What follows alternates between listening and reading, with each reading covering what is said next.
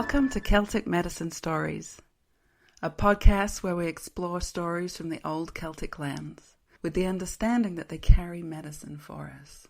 I'm your host, Catherine Parker, and I offer these stories in the spirit of the oral storytelling tradition of the British Isles. That is, they are free and they're open to everyone, always.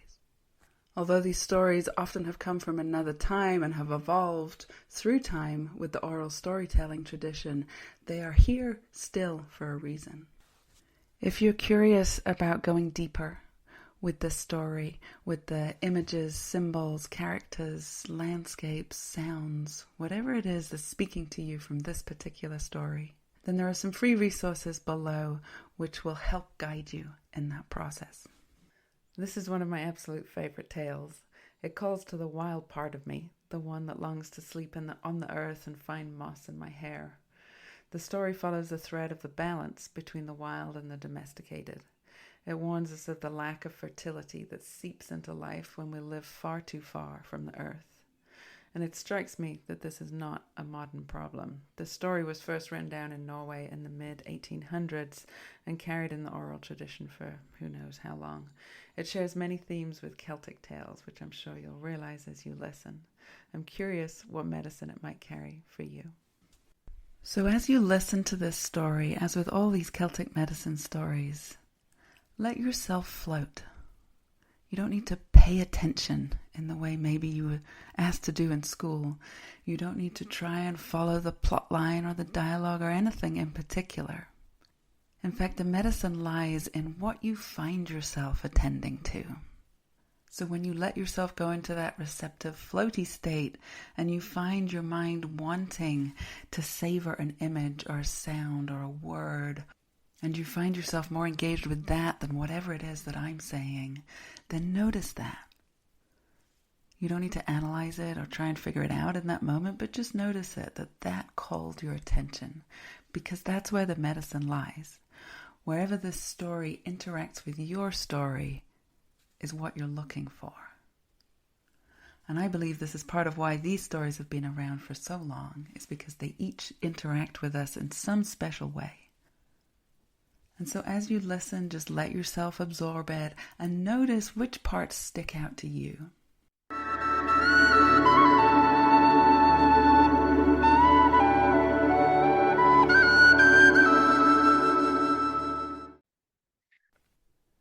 In a deep, dark northern forest with green-tipped spruce and yellow-barked pine, there was a clearing. And in that clearing, a large, tall granite castle, built by hand from the stones under the earth. And around the castle, a farm with sheep and cows and ducks and chickens, a little stream flowing through filled with trout and other fish, and the corn grew well in the fields, and the vegetables came out of the garden, and all was well. Now the king of the castle, at some point, as all kings do, realized he needed a queen. And when he found his queen, they were married. And they were happy. And all was well. But as time went on, it became clear to everybody, and most specifically to the queen, that she was not with child. And as the months wore on and the months turned into years, everybody started to see how the land changed. The corn didn't grow so well. The orchard was less abundant. There seemed to be less fish in the stream. The sheep had problems birthing. Many of them died. Something was not right. There was a sadness, a grief that seemed to seep out of the grey granite castle into the earth and through the water and out into the forest. At some point, a few years into their marriage, one of the royal counselors had a brilliant idea. And he said to the king and queen, How about you foster a bright child, someone to bring some life and some laughter to these halls? A niece, perhaps, my lady, one of your sister's girls. Not a bad idea. And so a niece was sought, a young, beautiful, blonde-haired girl, full of bubble and laughter, was brought to the castle to stay for a while. And it seemed to do the trick. Indeed, she did bring much joy and much playfulness with her, and the spirit seemed to lighten. The mood got a little better in the castle. At some point, the king gave her a golden, just shimmering, beautiful ball to play with. Beautiful golden ball that she just loved, and she would toss it around and bounce it in the castle. She'd go outside into the gardens and she'd throw the ball up and down and up and down.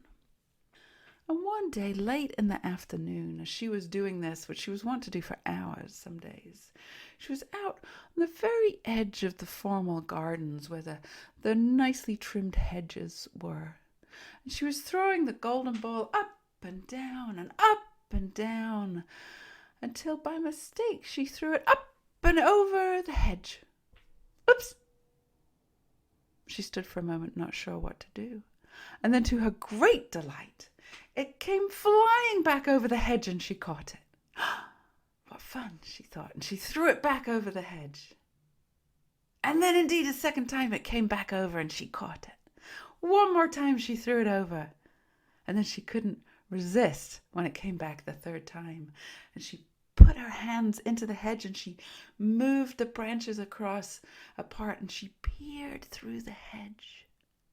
And there, on the other side, looking back at her, a girl about the same height, about the same age, but dirty as can be, dark, tangled hair with bits of sticks and moss and pine cones hanging from her hair.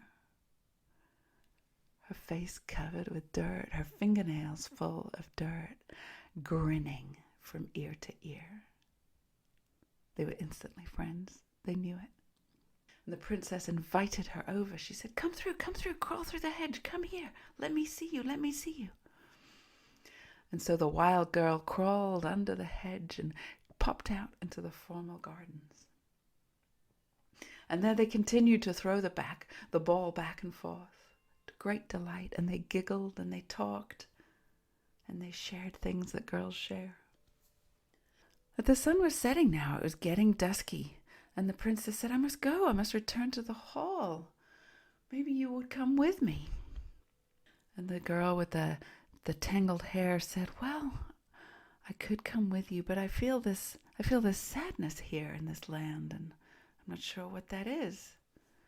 And the princess said, oh, it's because the queen and the king aren't able to have a baby, and everybody feels this. It's a whole thing. Don't worry about it. It's been the same for years. Said the girl. She said, well, my granny could probably fix that. Really? Yeah. So she called her granny. She put her fingers in her mouth and she whistled. And she called her granny, who came crawling through the hedge. An old hag of a woman, not much taller than the girl, and probably dirtier, more sticks in her hair and moss hanging from her clothes, and a toothless smile, very crinkled, dirty skin, as she grinned at the princess. Oh, well, come on then. And so it was decided. The whole three of them, the whole gaggle of them, headed up to the hall just as the sun was setting. Now, as they approached the great hall where the king and queen were holding court, and the pages were going around lighting the candles, the princess went in first and said, my lord and lady, I have found some visitors, some guests. One of them, the old lady, says she can help you to have a child. The queen raised her eyebrows, skeptical. Well, bring him in, girl. There's no harm in talking to her, is there? And so the other two came into the hall. This old woman was dragging her cloak behind her. She seemed to have all sorts of things stuck inside of it. Who knows what? There were clatterings of bones, and bells were ringing, and all sorts of noise, and this smell of something, herbs, something, pine, something that had been burning maybe, and hard to tell, but she came in a cloud into the hall. And the queen looked at her and said, good day, my lady. We're graced by your presence and your visit here in the hall. And I hear that you think maybe you could, how we could maybe have a child? The old woman looked at her with a twinkle in her eye. She nodded. Mm-hmm. And the queen said to one of the pages, quick, bring us some food. What have we got? Whatever we've got, bring it. And some mead and a couple of gold coins. Yes, bring it. And the old woman was served with the most beautiful cakes and fruits and given some mead and coins placed in her hand. The queen looked at her expectantly. And after some time, the old woman looked back and said, that room way up at the top of that grey tower, is that your bedroom? Why, yes, it is. This is the problem. Too far up, too far away from the earth, my lady. Now, here's what you must do, and do it this night. When you get ready to go to bed, get 2 buckets of water and wash yourself. Wash all that filth off of you, woman. Just wash it off and get it in those buckets of water.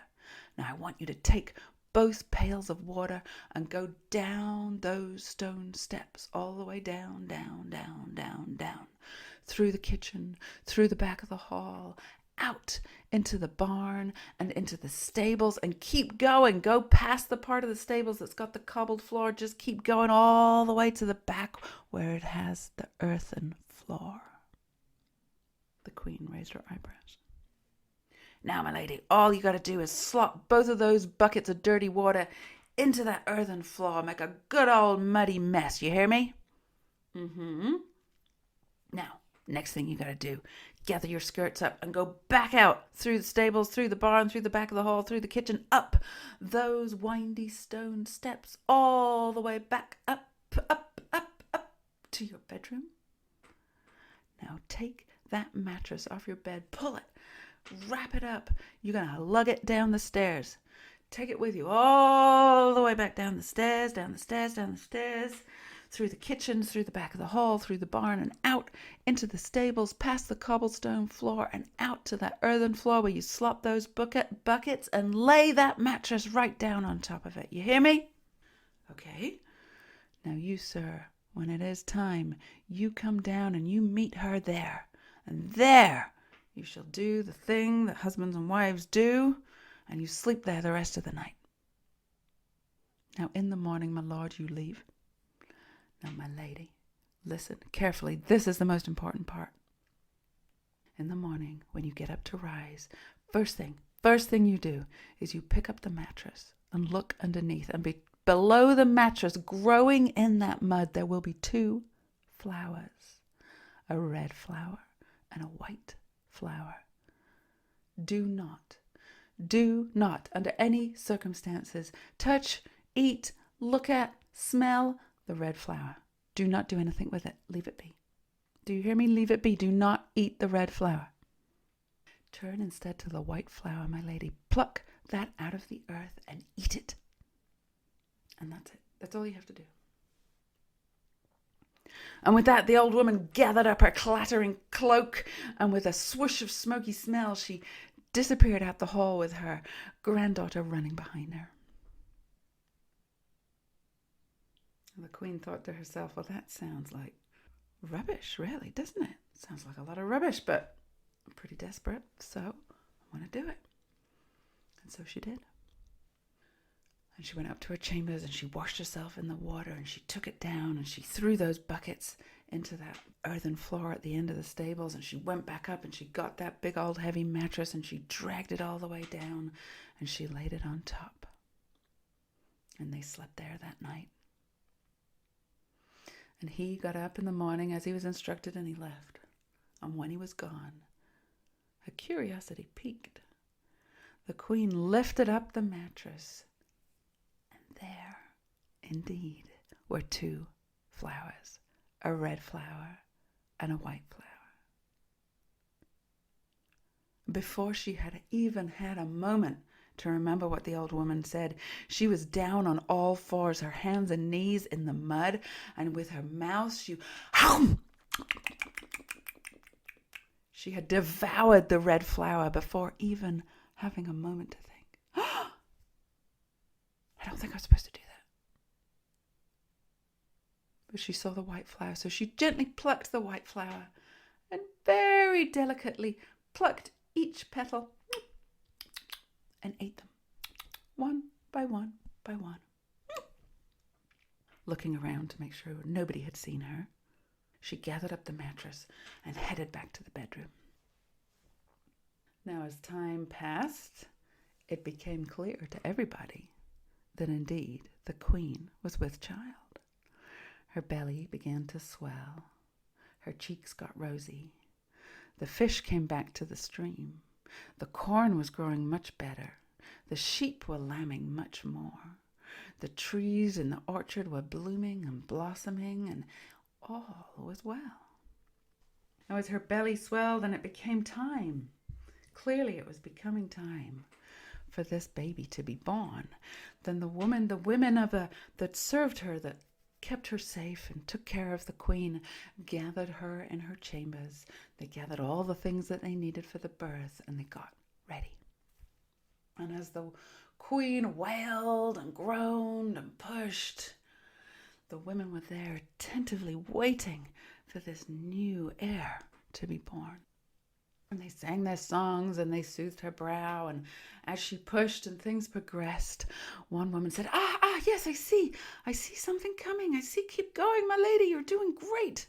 And they saw coming from the queen 2 little hooves. Hooves? What is this? And following the hooves, 2 brown, very hairy legs. And as they pulled on these legs, coming out of the queen, they saw it was a goat, a dark brown goat. And riding on the goat, a girl with a hood over her face, a tattered hood over her face, and she was holding in her hand a wooden spoon. "Yee!" said the girl, as she rode the goat around the chambers, clattering its little hooves on the stone floor. "Whee!" She seemed to be delighted to be here. Everybody in the room gasped. "Oh, what is this? We've never seen such a thing." And they tried to catch the goat with the girl, but they couldn't catch it. And so one of them made a little box in the corner and tried to put some soft things in there and encourage the goat over. And gently, gradually, the goat stopped running around, and the little girl, and they went into the box and lay down. Now, by this time, though, there was clearly more happening for the queen, and she was still moaning and groaning and pushing. And one of the other women said, "There's another one!" And they all looked. This time they saw crowning from the queen, little tiny pink head with golden hair.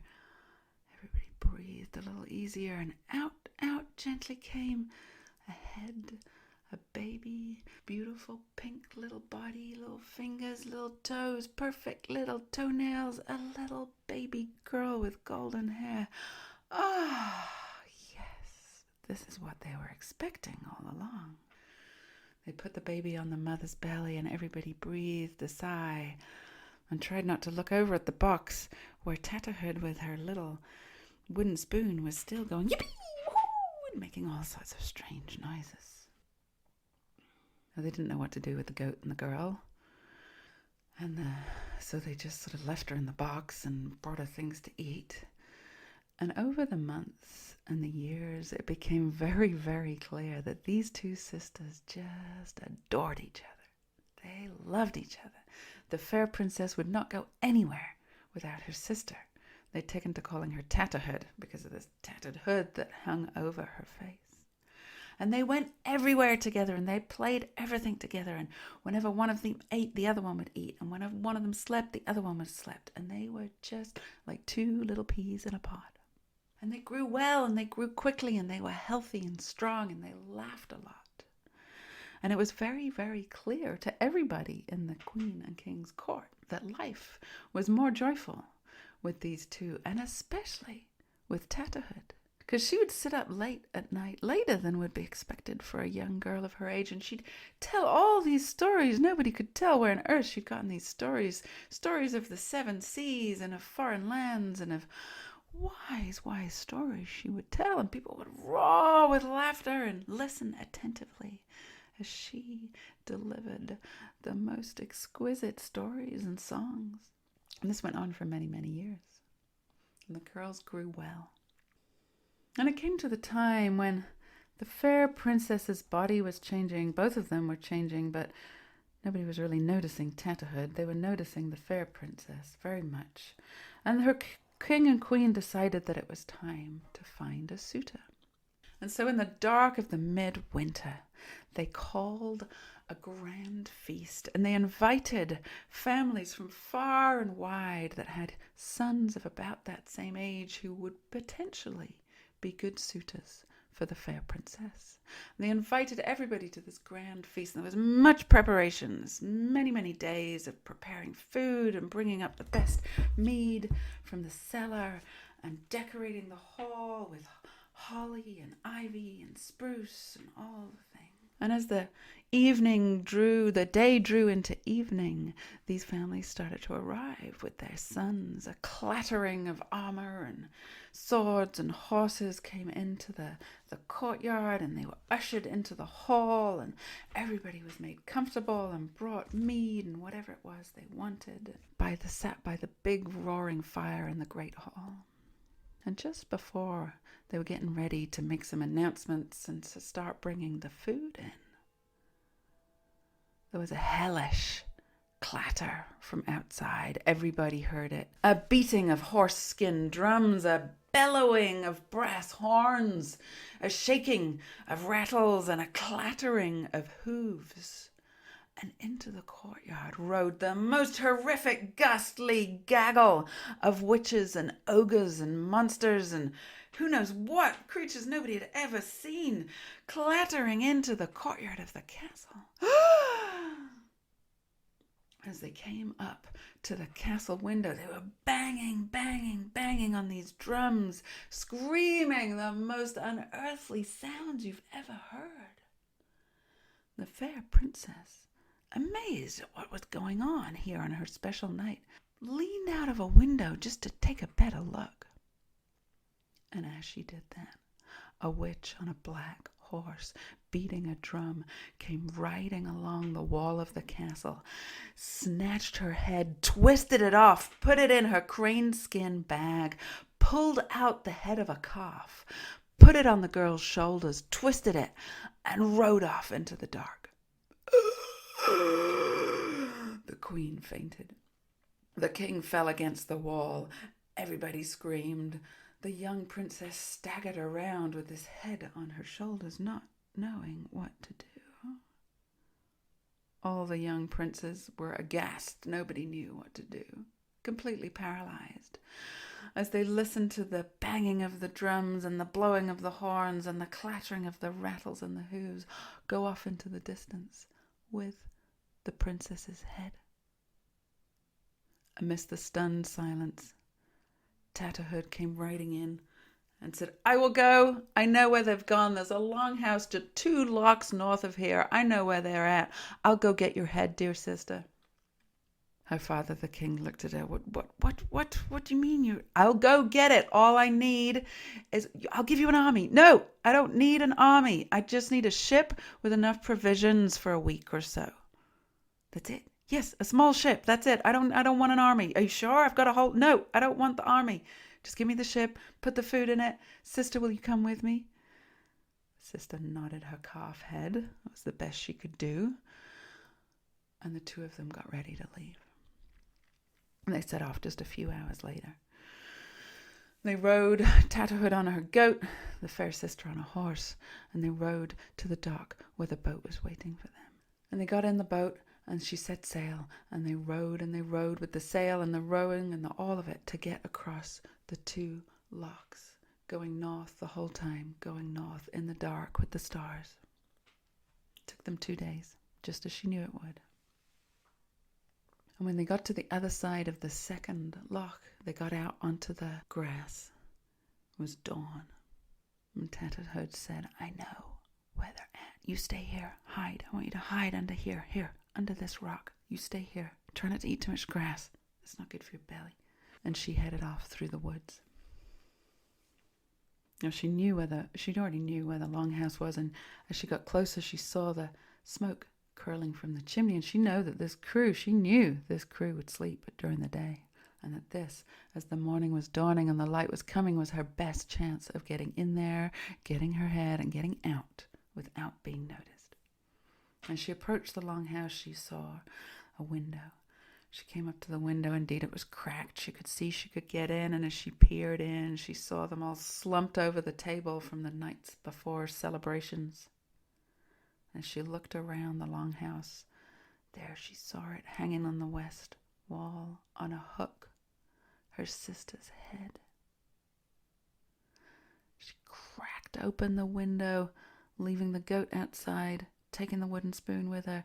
She slid into the longhouse, slunk along the wall, gently lifted her fair sister's head off the hook, back out the window onto the goat, and started galloping back to where the ship was docked.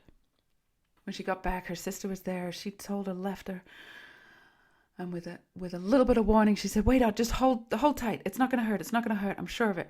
She twisted off the calf's head, put it in a bag, put the girl's proper head back on, and twisted it around. Her fair sister looked at her with her eyes. "Ah, I see you. There you are." She brought her hands to her face. She felt it. She felt her hair. She felt her head. Yes, this is it. It's back. She felt the join on her neck. And Tatterhood said, "Here, let's wrap this scarf around it. It'll be fine. No one will ever notice. It'll heal right up." Wrapped a scarf around her neck. "How do you feel?" It's a little strange. Yeah, a little strange. A little hungry, maybe." So they sat and they ate.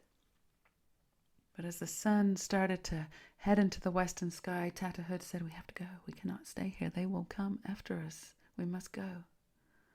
Come on, let's get in the boat."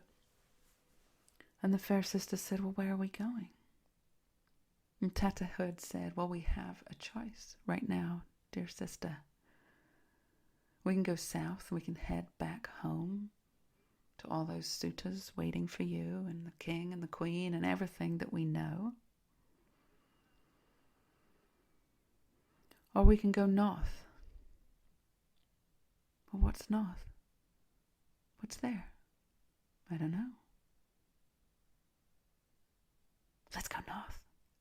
Yes, I agree. Let's go north. Okay, come on, jump in. They climbed in the boat, and they set sail for north. Thank you for listening to this episode of Celtic Medicine Stories. If you want to go deeper, check out my Working with Archetypes free email course. There's a link somewhere in these notes. You'll find it. And feel free to visit on my website, ancestralconnections.earth. I'd love to hear from you. Go well.